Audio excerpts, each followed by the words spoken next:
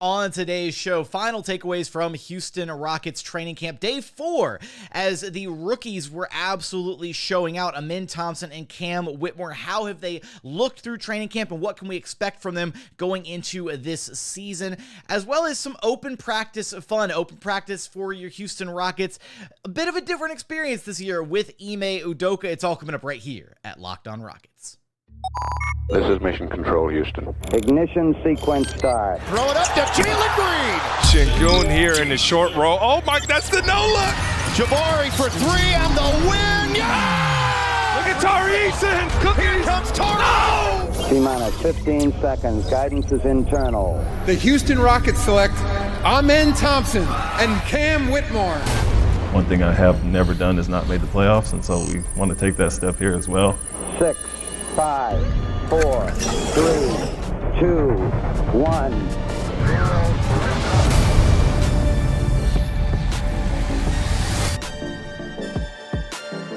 What's up, and welcome to another edition of Locked On Rockets, your daily podcast home for everything Houston Rockets basketball. As always, I'm your host, Jackson Gatlin, native Houstonian and credentialed media member. I'm also the host of Locked On NBA Mondays. Be sure to follow along on Twitter at JT Gatlin, and the show, of course, at Locked On Rockets, free and available wherever you listen to your podcasts, including YouTube. Just search Locked On Rockets. Be sure to like, comment, and subscribe. Now, today's episode is brought to you by Game Time. Download the Game Time app, create an account, and use code Locked On NBA for $20 off your first purchase. And as always, thank you so much for making Locked On Rockets part of your day every single day, whether it's on the way to work, on your lunch break, in the gym. Thank you for making LOR part of your day every single day.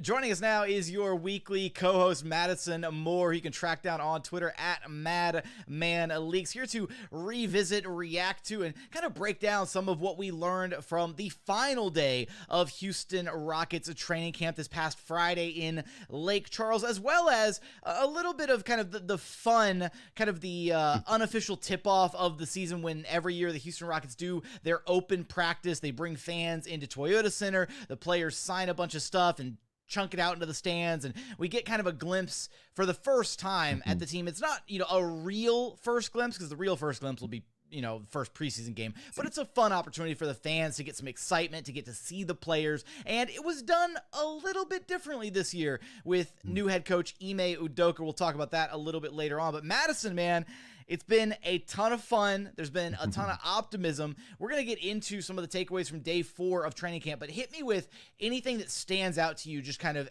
as an observer of training camp so far, because I've been in it. I've been, boots on the ground. So maybe there's something that I haven't missed from kind of that bird's eye view of what's been going on with the Rockets. What are your feelings right now about this team as we just wrapped up training camp?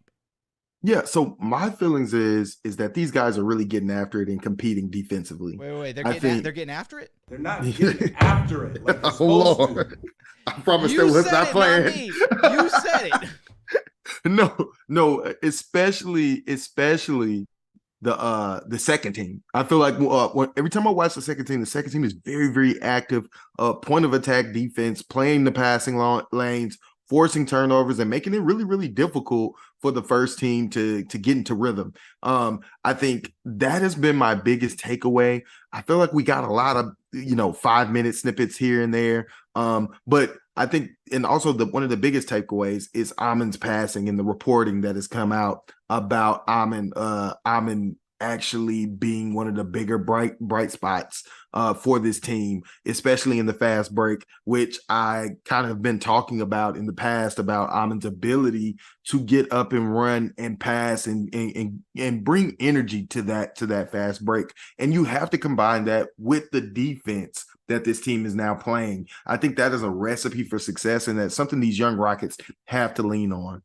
Absolutely. No, and the two Houston Rockets rookies, Ime Thompson, Cam Whitmore, were the two shining bright spots from the final day of training camp. We got a chance to talk to both of them, and it was very fortuitous that they both had some really nice moments in the little bit of scrimmage time that we did get. If you haven't been able to watch it yet, it's all available here on the Locked On Rockets YouTube channel, so go check that out. Had a lot of kind of behind-the-scenes footage from Lake Charles training camp, but we'll kind of start things off with Ime here, because he had his passing has been absurd, right? He's had some moves where you see the processing speed and the decision making is just so next level for a rookie. Like, he is making moves in his mind before actually executing them on the floor. And Ime talked about him basically being a one-man fast break. And to your point, Madison, the kind of the second unit that you were highlighting, those guys currently for the third and fourth days of training camp included Ime Thompson, Reggie Bullock, Tari Eason, Jeff Green, and Cam Whitmore. I did that out of position order. Oops. But I was like going, whatever. It's those 5 guys. And that's different from the first couple days of camp where Reggie Bullock wasn't there yet, and Jae'Sean Tate was kind of part of that group. So take that with a bit of a grain of salt. I still fully believe that Jae'Sean Tate is going to be an important part of what this team is trying to achieve this season. But that second unit, as you pointed out, right, it has a lot of switchability.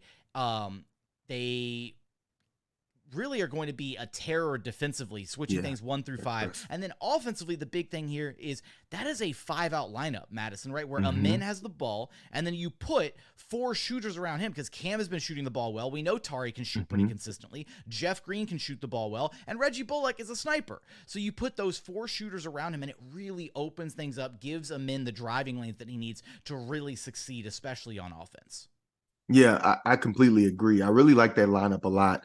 With Ime leading it with the ball in his hands, as being the primary guy, making things happen on offense, and just the level of aggressiveness defensively that type of lineup can pose to other teams. They're long rangey, athletic defenders who are honestly very strong for their positions.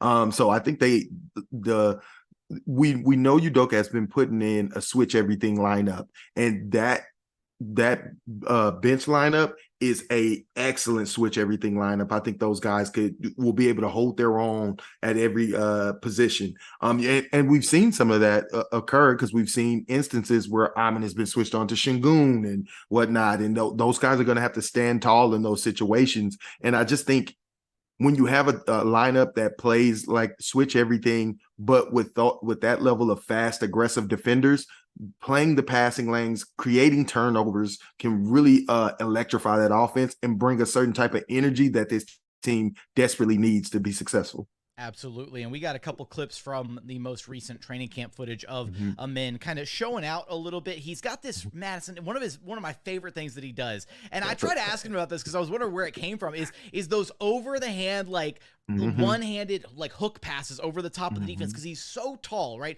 He sees over everybody. So when he's in practice and like Fred VanVleet's checking him, he's like seeing right over the top of Fred's head. And so he'll make these like bullet passes on the money with one hand, whether it's, right hand, left hand, doesn't matter. Like, he starts his move and then just whips it over the top of the defense. And then the other thing that we saw that had Rockets fans going crazy was the step back 3-pointer. He had the ball against Fred. He's dancing on him on the perimeter, steps back into the 3-pointer with the utmost confidence in the world. And I think it's hard to kind of pick apart shooting mechanics from, a handful of scrimmage footage and free throw footage, but it does kind of look like Amen's got that elbow a little bit more tucked in where it needs to be. And the form looks better than it did before. And we know, he talked about it on draft night, that he was going to be putting in a ton of work with new Rockets assistant coach Ben Sullivan, who's widely regarded as an NBA shooting guru. It really feels like not only Ime has done that, but the whole team has been putting in a lot of work with Ben Sullivan to kind of get to a place where, being able to raise the overall level of shooting on this roster. Of course. I mean, I hope Ben Sullivan is in the lab with all these young players, and they don't need major advancements with their shots like Ime may need. They just need slight tweaks that will improve the consistency of their jumpers. And I'm glad you brought up the step back jumper with Ime, because there is a difference in his form. And I first noticed it in the scrimmage videos when I looked at a free throw, because Ime has, to me, very glaring mechanical issues. It starts in his base, but for me, the biggest issue with Ime's jump shot was the elbow not being secure, the off-arm elbow being out, and there's a noticeable hitch at the top of his jump shot. And that hitch, it's like when he pops his wrist, it almost kind of reverberates in a weird type of way. And when you have those type of issues in the long run, even if he was making jump shots now, in the long run, it it hurts your consistency, because the way you become a consistent jump shooter is your mechanics have to be repeatable. And because he has that hitch, you can't, that's not a repeatable thing. Unless your name is Chuck Hayes, it's really hard to repeat the hitch. It's very rare, and we know Chuck, he wasn't the best free throw shooter leaning, right? But I say all that to say that Ime this year and probably next year will probably not be a good shooter, not a good 3-point shooter. But the difference in his mechanics changes his projection for me. And you know that I love to analyze, project. And for me, it's a glaring difference that now this jumper looks so much more fluid and repeatable that this is a good starting point for him to really get the reps up and actually grow into a competent jump shooter. And if it remains to be seen if this will be consistent, right? If these mechanics will truly hold up, and this is how he'll be shooting for the rest of the year. But for me, when it comes to Ime's jump shot, I'm not interested in his percentage this year. I'm interested in the fluidity and repeatability of it this year. Even if it's a bit slow, he can speed it up later, but it's important to get those mechanics right. And so when he begins to get the repetition, it will come, the consistency will come as well. So I've been really pleased with his jump shot. And that was one of my biggest apprehensions with Ime. But hey, when you have a good shooting coach, that's a credit to this staff. It can really transform, and that guy's potential is just got so much more scarier. League is blank. That's all I'm going to say. That's all I'm going to say. We can't say the no words on the podcast. I will also add just one very quick point before we transition over to Cam Whitmore here in a moment. I think it's big too, right? Talking about the comfortability, the fluidity of the shot, but also how he kind of gets to his shot, right? Because there's other players who maybe they're working on their forms, they're changing things, and maybe it looks comfortable when he's in a standstill spot up shot, but then he still looks a little funky when he's going off dribble, that kind of thing. But again, the fluid, he's a guy who already is so comfortable with the rock in his hands, has a variety of moves, kind of has the ball on the string a little bit, being able to do whatever he wants with it. And it's good to see that kind of translate into, hey, I can hit this step back, or I can pull up from mid-range and, elevate over the defense. So it's just ironing out the kinks in the actual shooting form, which again, with Ben Sullivan in tow now, not going to be an easy task, but it's definitely one that we know that they're working on night and day moving forward. Do want to switch gears here to Cam Whitmore, who was arguably maybe even a bit more impressive than Ime Thompson in what we saw from the scrimmage footage, at least, and could very well be fighting for a role and maybe earning some rotation minutes, which is something that you and I didn't think was maybe going to happen, Madison. Yeah. So we're going to have to maybe eat some crow earlier than we thought here in the next segment. We're going to get there in just one moment. First, today's episode is brought to you by Game Time.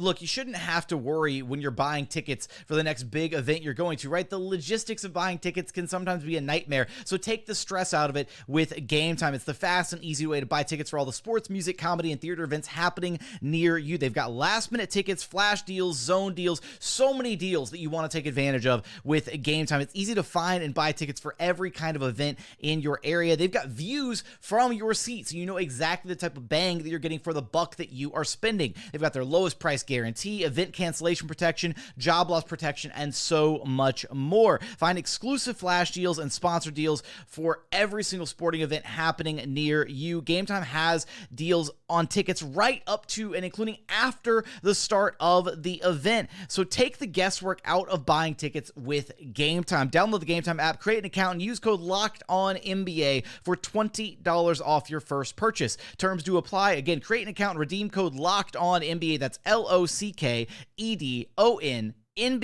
for $20 off. Download Game Time today. Last minute tickets, lowest price guaranteed. And continuing on here at Locked On Rockets, your daily podcast, home for everything Houston Rockets basketball. Now, we spent that first segment on Ime Thompson. obviously going to be a very big part of what the Rockets want to achieve this upcoming season. But potentially the other Houston Rockets rookie, Cam Whitmore, who Madison and I, we've talked about, we've waxed poetic about the fact that Cam, a very raw product coming out of the gate, was actually likely not going to get significant rotation minutes right from the jump. But then at media day, we had Ime Udoka, who mentioned Cam Whitmore by name when talking about how to kind of fill the void that would be left by Kevin Porter Jr. no longer being on this Rockets roster. Now, maybe the calculus changes a little bit when you bring in a veteran like a Reggie Bullock. But again, you see the scrimmage team they're using in practice a lot of, right? Ime Thompson, Cam Whitmore, Reggie Bullock, Tari Eason, Jeff Green. That's a switch everything 5-man lineup that's got shooting from positions 2 through 5. Ime is your primary ball handler. That lineup has a lot of versatility on defense and on offense. And one area that I think we've really seen Cam kind of shine through these 4 days of Rockets training camp is he's not doing too much. I feel like sometimes you get a rookie who comes in and they're like, I got to prove myself. Give me the rock. I'm going to make things happen. Like I'm going to break down the defense and do this, do the other thing. He is letting the game come to him, which is something that I feel like oftentimes rookies kind of have to go up against when they start their season. They're, doing a little too much on the floor, a little bit too much of this, that, and suddenly, coach has to pull them aside and he's like, hey, you're making bad decisions. You're in your own head a little bit. Let the game come to you. We hear that all the time with young players. And it's not, it's just scrimmage footage. It's not a ton to go off of. But especially there in that day 4 footage, we've seen Cam basically be used as effectively a wing, right? He's basically a 3-and-D wing for this Rockets second unit, where he spots up offensively. He takes good, high-quality three-pointers from the corners and from the wings. So we saw him hit one of those in the training camp footage, a little, corner 3-point shot. We saw him attack off the catch where a defender closed out too hard and he took a one dribble kind of pull up mid-range shot just on the interior of the defense. We saw him get up for a massive offensive rebound where his head, Madison, was clear, like above everybody else in the frame on this like still frame from the scrimmage footage, and he just yammed it home. So that's the type, like very KJ Martin-esque in the explosiveness, the offensive rebound potential, all of that.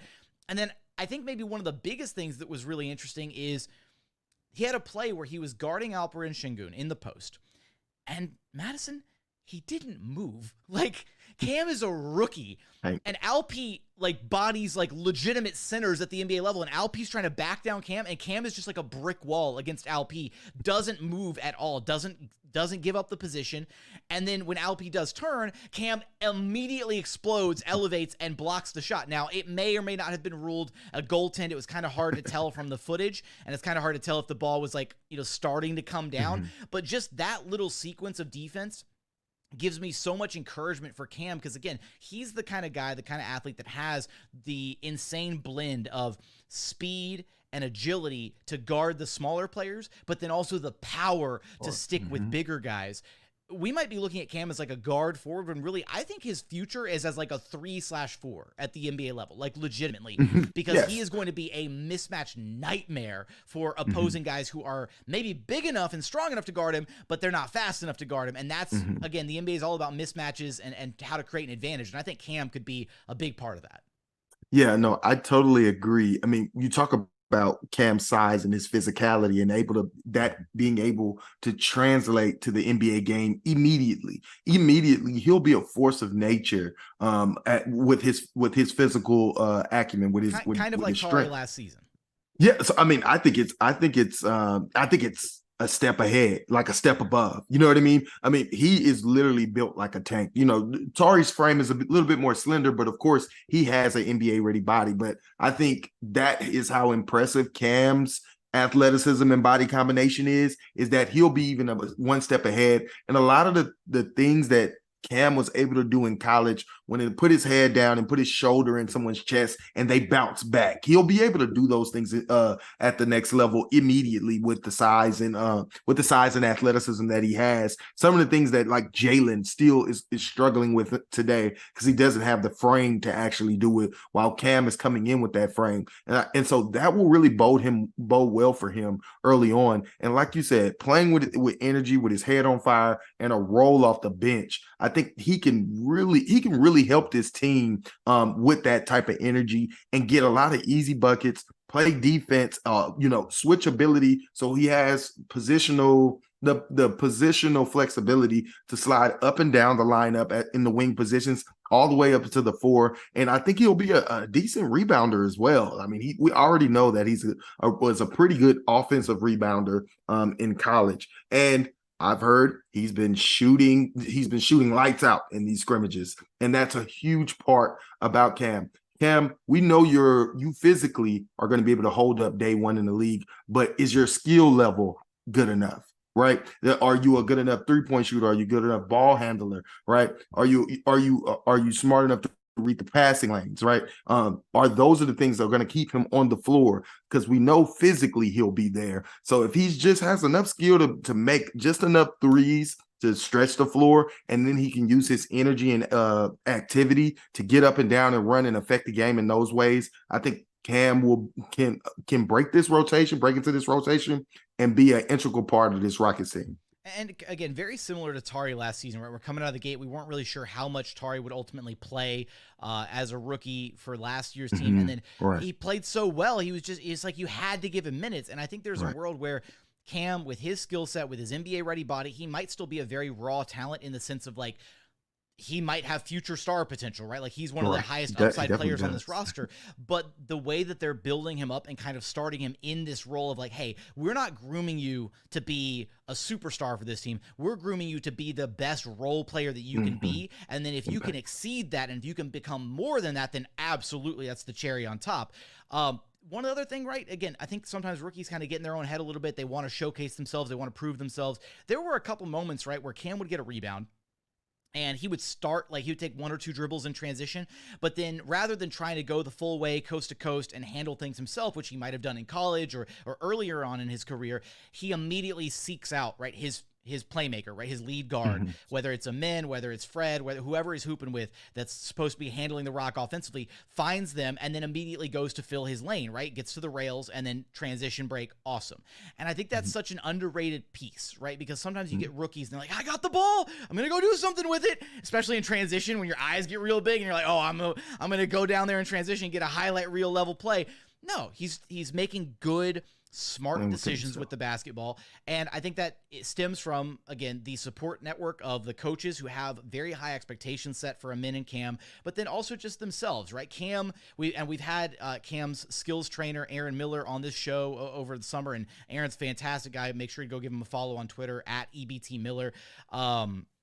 But, one of the things that he talked about that they're working so much on with Cam is just him making the right reads, because they know that Cam can break down a defense and that he can put the ball on the deck and make things happen with it. And the first read is good, right? Understanding how a defense is guarding you, how to break down the defense initially. But it was that second read as the defense throws a second guy at you or what you're going to do. Cam has, I think, the tools to be potentially a really good playmaker at the NBA level. Maybe not ever like a offensive initiator, but somebody that can collapse a defense and get a kick out to the next guy and kind of get the defense scrambled a little bit. And that might even bleed into transition a little bit, where maybe he's a guy further down the line where you see he gets a rebound and he just goes coast to coast, either because he's going to create for himself or for a teammate. But it's nice right now to see him not doing too much. And when I did ask him about running in transition with Ime, he said the only word to describe it is scary. Because he's got Ime, who's an insane athlete and a great passer. He talked about himself being a high flyer. And so the two of them getting out in transition, I'm sure the Rockets are going to get a ton of highlight footage between those two guys this upcoming season for sure. So might have to go back and, issue a retroactive bold claim, I guess, that Cam might actually find himself in this Rockets rotation, kind of working himself into this rotation. So look, Madison, I've said it before and I'll say it again. Crow is my favorite meal, because if I'm wrong about something, it usually means that something good has happened for the Houston Rockets. So if I'm wrong about Cam not getting rotation minutes right out the gate, then I'm all here for it, because that means that Cam has done something amazing and has earned that spot in the Rockets rotation. Coming up, we're going to get into some of the takeaways, not significant major takeaways. We did get a chance to speak to Coach Ime Udoka, Tari, Eason, Dillon Brooks before Houston Rockets open practice. And then open practice was a ton of fun, and it was a bit of a different vibe this year. And it's kind of this ongoing trend of how things have drastically changed under new head coach Ime Udoka. We're going to get there in just one moment. First, today's episode is brought to you by Jase Case. Everyone should be empowered to care for themselves and their loved ones during the unexpected. That's why Jase Medical offers the Jase Case. The Jase Case provides 5 life-saving antibiotics for emergency use and gives you a peace of mind so that you are not just hoping that you have access to medication in an emergency. Jase Medical makes sure you have the medication in hand. Jase Medical is simple. They handle everything from the online evaluation to licensed pharmacy medication delivery and ongoing consultation and care. Don't get caught unprepared. Get $20 off these life-saving antibiotics today from Jase Medical by using code LOCKEDON at checkout at jasemedical.com. That's Jase Medical, Jase medical.com. And final segment here at Locked On Rockets, your daily podcast home for everything Houston Rockets basketball. Now, I know I teed up open practice, and we're going to get to that in just a second because there were some fun things to highlight, great vibes all around. But one other thing that I did want to mention that Madison and I were actually talking about in the break there before coming back to the show was actually there was a drill that the Rockets were running day 4 of their scrimmage, and I was so intrigued by it because they were on the practice court and they're like a whole court length away from us because we're like stationed in the corner of the gym, and I'm like zoomed in like 3x on my phone trying to get as much footage as possible. But what really threw me off is the players kept switching sides of the court. And I even second-guessed myself when Ime hit that step-back 3. Like, he hit the step-back 3, and then a second later, he was playing offense on the other basket. And I was like, wait, so was it Ime who had that? Like, and I had to lean over and ask another guy. I was like, it was Ime who hit that step-back 3, right? Like, I really started second-guessing myself. Turns out, and I asked Coach Ime about this, and he explained it in beautiful detail. And I will say that has been one amazing takeaway is getting, a coach who is willing to really kind of share the basketball X's and O's of what he's trying to accomplish with his team has been really incredible. Him really taking the time. And then if you're able to get him with a follow-up question, which I was able to get a couple follow-up questions in on this specific topic, he just kept giving more and more information. It was awesome. So apparently it was a transition defense drill to where they start the possession out, there's 10 seconds on the clock, and then you have 10 seconds to get a good shot off, and then they're intentionally sending one guy to the opposite end of the floor so that on the next offensive possession, the team with the ball is starting at a 5-on-4 advantage, which forces the team with only 4 guys to figure out how to play transition defense, right? When you're down a man because they got fouled or knocked over, no call, missed shot, whatever. And they're flipping it on the court consistently. And Ime would like freeze the play every so often and tell everybody stop. All right. And he would send a man down to the other end of the court and then he would start it. And then they'd start playing offense 5-on-4 and the other guy would have to run back into the picture. So there's moments where you see Ime or Fred being told, hey, stay on that end of the court. You're going to have to run back into the play to see what happens. And specifically, Ime didn't clarify this one, but I'm assuming they went with Fred and Ime because they're the point guards. There are going to be oftentimes where maybe they're driving and kicking, trying to set up an offensive action, and maybe they get knocked down or fouled and there's a no call.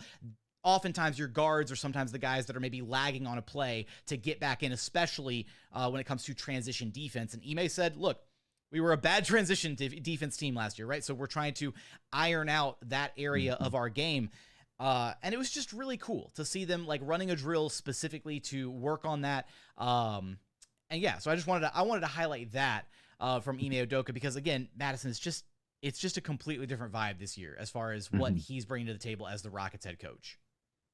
Yeah, no, the structure is definitely already felt. And that interview, I listened to that interview you had with him, those follow-up questions, and it was a very insightful drill. And it just also, I think, speaks to the attention to detail in the weaknesses of this team the past couple of years and the lengths that we're going to actually address those things now. And that's something I think we can all really appreciate.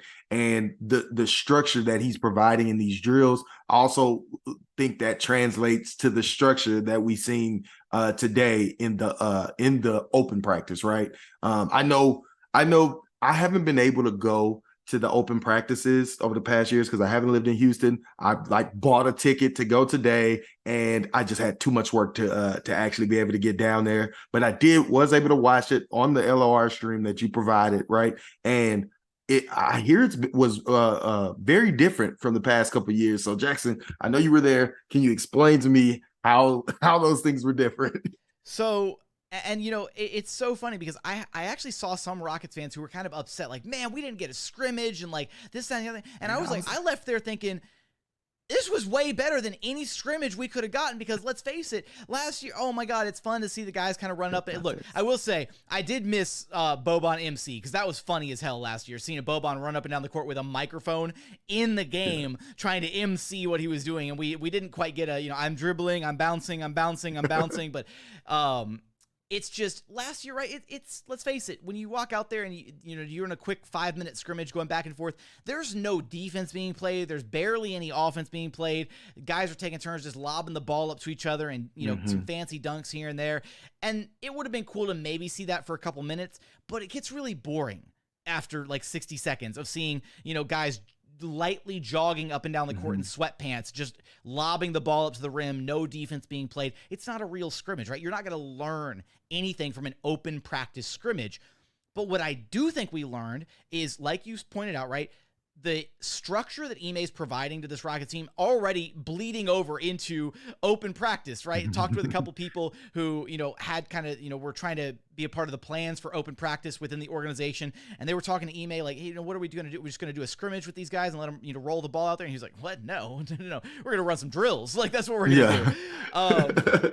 And the drills that they ran were real drills. We got an actual I did glimpse. some of those in high school. It was really, like, it was so cool to actually see the team doing their prep work, right? Doing their homework and seeing kind of a real peek behind the curtain as to some of the things that they do drill and practice every single day to make themselves better players and a better basketball team. That to me was a mountains far above better than watching some like half-ass scrimmage where, the players are jogging up and down the court and not even trying on either end because they're just ready to, wrap it up and call it a day, which is not them. It's not that they weren't trying to put on a good show for the fans, but it's just nobody wants you to go all out in open practice and hurt yourself. So right. Yeah, no, I definitely think that's a great perspective. Like we always get to see the, roll it at, borderline first quarter all-star game type scrimmage, right? And there's no really meat to it. It's just, hey, it's fun to see our young guys get up there and go dunk, right? But in this, they did actual drills. Some of those drills I did actually in high school. And I was like, wow, they're really out here running some drills. And I didn't know if NBA teams were doing some of these things, but those are some of the funnest drills. The drill where two guys come down, they shoot the layup, and then somebody passes for wings on the side to shoot threes. And then they make you go against the clock. You have to score a certain amount of points in a certain amount of time in that drill. I believe it was 60 points, 60 buckets in 2 minutes, I think was the goal. And they landed at 58. So they were technically 2 buckets short. And Ime then even said, like, he was like, look, we came up 2 buckets short, which would normally mean you're doing some cardio or some lifts or something, as a punishment for not hitting the quota. Yeah, but let me tell you, that drill is tough. It's a fun drill, but that time limit makes you go hard. It makes you go hard. And I was like, wow, they're doing, some of the little bit of that in the NBA. I see it as like a cardio drill and a way to kind of up the ante and get your blood pumping, because when you're in game speed, the shots become different. You get tired, you get that pressure. And it was really good to see them doing drills like that, drills that I'm like familiar with. You know what I mean? I always wonder what an NBA practice really looks like. What type of drills are they really running? And I think that was a great perspective that, hey, we're going to run up, do some fun drills. And we still got the alley-oop and Jalen windmill. We still got a little bit of, a little bit of fun in there. And of course, they did the whole the rookie dance off, which was kind of sad for Mammon, but hey, it's okay. So a man clearly is lacking on the rookie dance moves. That's fine. He makes up for it with his play on the court. Right. You know who was the dark horse there though?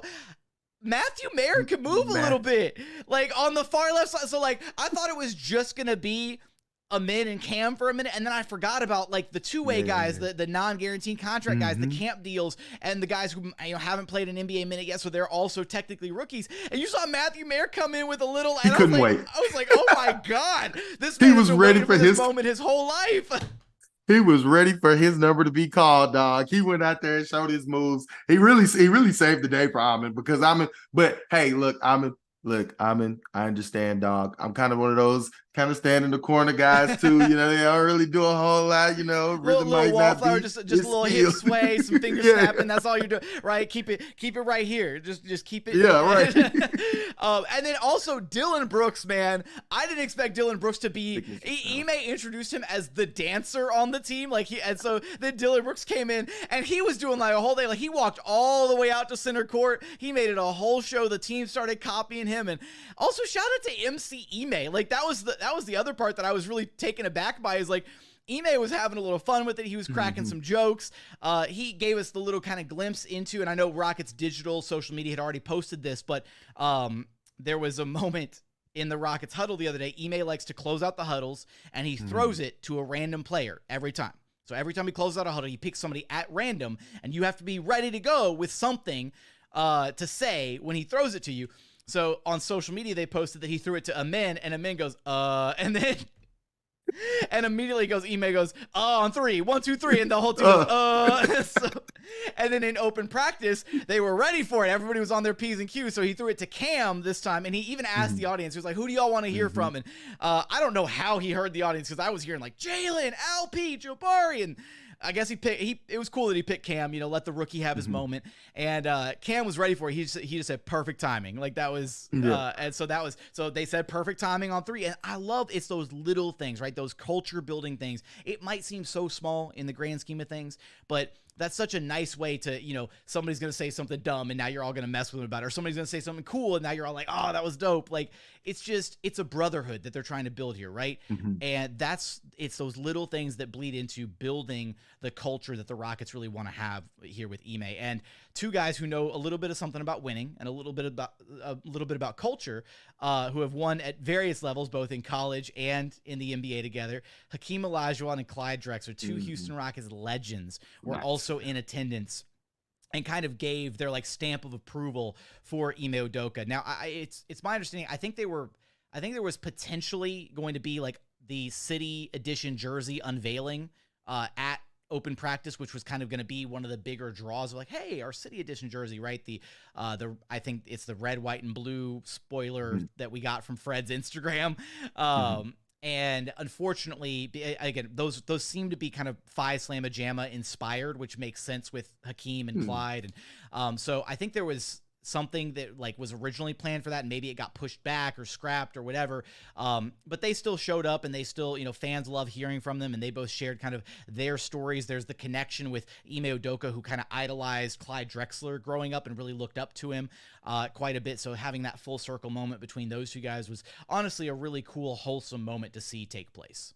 Yeah, of course. And then also with Hakeem, given the moments and experiences what he had with Ime Udoka, and both sharing a Nigerian heritage, I thought was really cool. And we all know that there's a very big Nigerian community here in Houston, and how, we don't think about those type of things, but how that could really make Udoka feel at home in a new place. You know what I mean? And I thought their conversation was great with Craig moderating it. And one of the things that I loved about it is Clyde talking about things are going to be different. Clyde believing that things are going to be different. And it kind of just goes to show, like, as much pain as all Rockets fans felt, and, and like other people, like Clyde Drexler, Rockets legends also felt that pain, and they have the same vote of confidence that we feel right now. And he said something very important that I thought, we know these guys are going to get after it, because those type of players that don't get after it don't play for Ime Udoka. Yeah, those guys won't be on the floor. Specific quote, right? He goes, if you don't play great defense, and if you don't play hard, you won't play for Ime Udoka. I love that quote from Clyde. Still not as good as Club and Baby Seals, but an amazing quote. Cannot forget the Club and Baby Seals. Got to bring that up. Sorry, Clyde. Look, it was a ton of fun. It was a ton of excitement in the air at open practice, and we'll get a real first look at this team Tuesday as they take on the Indiana Pacers at Toyota Center. First preseason game. It's going to be a ton of fun. I'm looking forward to it. It's going to be great. And then they've got a pretty stacked preseason schedule. They have the Pacers, then they're on the road against the Pelicans, but that one will be in Birmingham, so it'll be kind of the exhibition style game there. Then they've got 2 games against the Spurs on the road, so the Wemby, going up against Victor Wembanyama, that'll always be fun. That renewed Spurs-Rockets rivalry, and then their final preseason game against the Miami Heat before the season ultimately tips off. So 5 hopefully really exciting preseason games coming your way very soon. Of course, we'll have you covered for all of that right here at Locked On Rockets. But Madison, you know the drill. Let everybody know where to track you down at. Yeah, man. Come interact with me on Twitter at MadmanLeaks, man. Can't wait to talk to you guys. Can't wait for the season. That's going to do it for another edition of Locked On Rockets. As always, thank you so much for checking out the show. If you haven't done so yet, please consider subscribing wherever you listen to your podcasts or on YouTube. But as always, thank you so much for watching. Thank you so much for listening. And we look forward to having you back right here at Locked On Rockets, your daily podcast home for everything Houston Rockets basketball.